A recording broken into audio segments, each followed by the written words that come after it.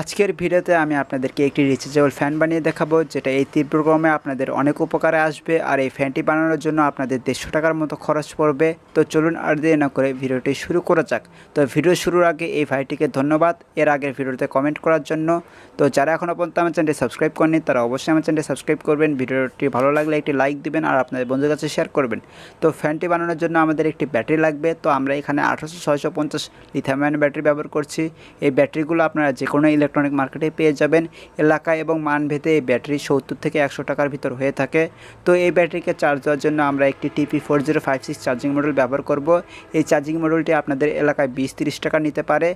তো আমরা প্রথমে ব্যাটারি এবং চার্জিং মডেলটি কানেকশন করে নেব। তো চার্জিং মডেলের B+ এবং B- আমরা তার সোল্ডারিং করে নেব এবং ব্যাটারিতে সেই তারগুলো প্লাস দেখে সোল্ডারিং করে নেব।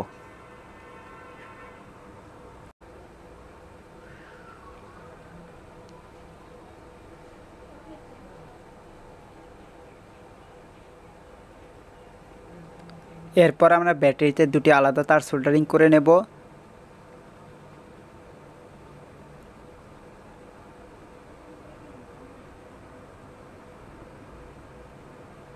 তারগুলো সোল্ডারিং হয়ে গেলে আমরা এখানে একটি PVC পাইপ নেব। তো এই PVC পাইপ আপনারা বাসাবাড়িতে ইলেকট্রিক তার লাগাতে ব্যবহার করে থাকেন। তো এই ধরনের পাইপ লাগবে আমাদের একটি। তো পাইপটির লম্বাই হচ্ছে 7 ইঞ্চি এবং মোটাই হচ্ছে আমাদের 20 mm বা 2 ইঞ্চি। তো এখন আমাদের সুইচ লাগবে। তো আমি এখানে এই ধরনের একটি সুইচ ব্যবহার করছি। এই সুইচ অনুযায়ী আমরা পাইপের উপর ছিদ্র করে নেব। তো আমাদের ছিদ্র করা শেষ। এখন আমরা ব্যাটারি এবং চার্জিং মডেলটি এই পাইপের ভিতরে আঠা দিয়ে আটকে নেব। তার আগে আমাদের তারগুলো পার করে নিতে হবে। তো যারা এখনও পর্যন্ত আমার চ্যানেলটি সাবস্ক্রাইব করেনি তারা অবশ্যই আমার চ্যানেলটি সাবস্ক্রাইব করবেন। ভিডিওটি ভালো লাগলে একটি লাইক দিবেন আর কমেন্ট বক্সে কমেন্ট করুন যে আপনারা আমার ভিডিও কোন এলাকা থেকে দেখছেন।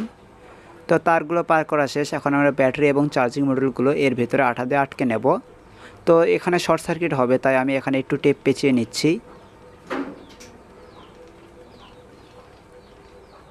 তো চার্জিং মডেলটি আমরা আঠা দিয়ে আটকে নেব। তার আগে আমাদের চার্জিং মডেলের পিছনে একটি ক্যাপ লাগাতে হবে। তো সেজন্য আমি PVC পাইপ দিয়ে একটি ক্যাপ বানিয়ে নিয়েছি। তো এই ক্যাপটিকে আমি চার্জিং মডেলের সাথে আঠা দিয়ে আটকে নেব।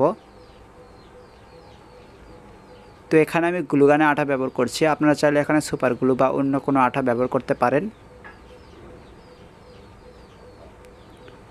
তো ভালোভাবে আঠা দিয়ে লাগিয়ে নিতে হবে।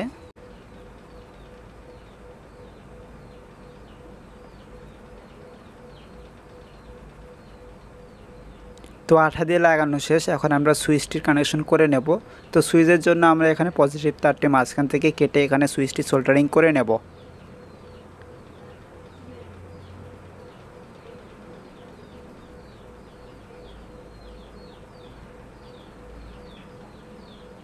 তো সুইচটি সোল্ডারিং শেষে আমরা সুইচের জায়গায় ভালোভাবে আঠা দিয়ে আটকে নেব।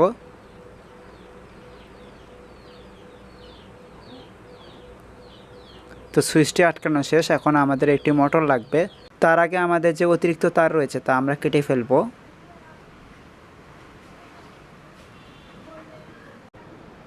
ফ্যানটির মোটরের জন্য আমরা একটি হাই স্পিড মোটর ব্যবহার করব। এই মোটর মূলত অনলাইন বা বড় ইলেকট্রিক মার্কেটে পেয়ে যাবেন। আর এই মোটর যদি না পান সেক্ষেত্রে আপনারা এ ধরনের ছোটো মোটর ব্যবহার করতে পারেন।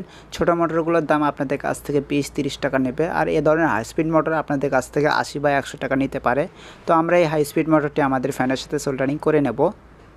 তো এখানে পজিটিভ নেগেটিভ দেখে সোল্ডারিং করবেন। উল্টাপাল্টা হলে আপনাদের ফ্যানটি উল্টা ঘুরবে। তো মোটরটি সোল্ডারিং হয়ে গেলে আমাদের যে বাড়তি তার রয়েছে তা আমরা পাইপটির ভিতর দিয়ে দেব।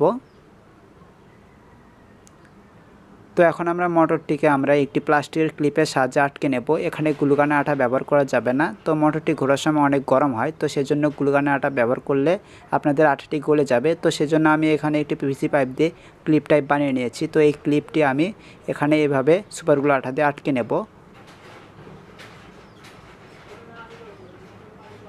তো সুপারগুলো আঠা দিয়ে ভালোভাবে আমি আটকে নিচ্ছি। তো আঠা দিয়ে আটকে নেওয়ার পর আমরা এর মোটরের উপর একটি পাখা লাগিয়ে নেব, তাহলে আমাদের ফ্যানটি তৈরি হয়ে যাবে। তো দেখতে পাচ্ছেন আমি এই ধরনের একটি পাখা ব্যবহার করছি। এই পাখাটি আপনারা 5 টাকা দিয়ে কিনতে পাবেন। তো আমরা পাখাটি লাগিয়ে নেব। তো পাখাটি লাগানো হয়ে গেলে আমাদের ফ্যানটি তৈরি হয়ে যাবে। তো দেখতে কেমন হয়েছে তা অবশ্যই আপনারা কমেন্ট বক্সে কমেন্ট করে জানাবেন। তো নিচে টাইপ সি পোর্ট রয়েছে, যেখানে আপনারা যে কোনো টাইপ সি চার্জার দিয়ে এটিকে চার্জ করতে পারবেন। চার্জিং অবস্থায় লাল আলো জ্বলবে এবং ফুল চার্জ হয়ে গেলে নীল আলো জ্বলবে। তো চলুন আপনাদেরকে এই ফ্যানটি পরীক্ষা করে দেখানো যাক। তো আপনাদেরকে ফ্যানটি বাতাস দেখানোর জন্য আমি কিছু কাগজের টুকরো নিয়েছি। তো কাগজের টুকরো দেখতেই পারছেন কেমন উঠছে।